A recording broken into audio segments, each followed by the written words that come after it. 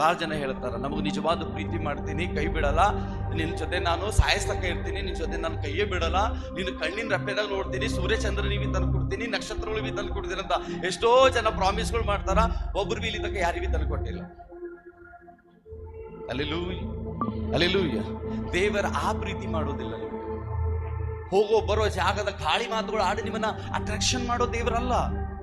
ಈ ಲೌಕಿಕವಾದ ಪ್ರೀತಿಗಳಿಂದ ನೀವು ಹಿಂಬಾಲಿಸಿದ್ರೆ ದೇವರು ನಿನಗೆ ಲೌಕಿಕವಾದ ಪ್ರೀತಿ ನಿನಗೆ ಇಷ್ಟಪಡೋದಿಲ್ಲ. ದೇವರು ಪ್ರೀತಿ ಅಂದರೆ ಯಾವುದು? ಆತ್ಮಿಕ ಪ್ರೀತಿ.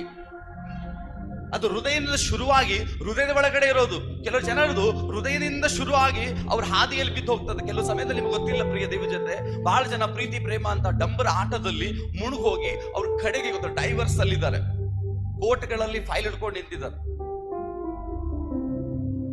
ಎಷ್ಟೋ ಜನ ಇಷ್ಟಪಟ್ಟು ಓಡ್ ಹೋಗಿರೋರು, ತಂದೆ ತಾಯಿಗೆ ಮೀರ್ ಹೋಗಿದವರು, ತಂದೆ ಪರಿವಾರದವ್ರಿಗೆ ಒದ್ದು ಹೋಗಿದವರು. ಇವತ್ತು ಎಷ್ಟೋ ಜನ ಅಂತ ಪ್ರೀತಿಗಳು ಸಾಯಸ್ತಕ್ಕ ನಿನ್ ಜೊತೆ ಇರ್ತೀನಿ, ಲೈಫ್ ಲಾಂಗ್ ನಿನ್ ಜೊತೆ ಇರ್ತೀನಿ, ನಿನ್ನ ಬೇಡಿದಲ್ಲೇ ಎಸ್ಕೊಡ್ತೀನಿ ಅಂತ ಹುಡುಗಿ ಹೇಳ್ಬೋದು, ಹುಡುಗನು ಹುಡುಗಿಗೆ ಹೇಳಿರ್ಬೋದು, ಎಲ್ಲವನ್ನು ಧೈರ್ಯ ಕೊಟ್ಟು ಹೋಗಿರ್ಬೋದು. ಇವತ್ತು ಅವ್ರ ಪ್ರೀತಿ ಇವತ್ತು ಕೋರ್ಟ್ ಅಲ್ಲಿ ನಿಂದಿರ್ಲತ್ತದ, ಅವ್ರ ಪ್ರೀತಿ ಪೊಲೀಸ್ ಸ್ಟೇಷನ್ ಅಲ್ಲಿ ನಿಂದಿರ್ಲತ್ತದ, ಅವ್ರ ಪ್ರೀತಿ ಇವತ್ತು ರೋಡ್ ಮೇಲೆ ಜಗಳ ಕೊಂಡದ್ದು.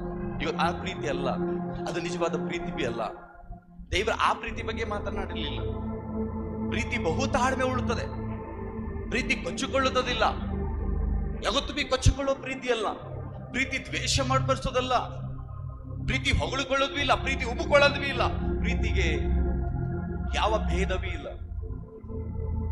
ಯಾವಾಗ ದೇವರು ಆ ಪ್ರೀತಿ ಬಗ್ಗೆ ಮಾತನಾಡಿದ್ದಾರೆ.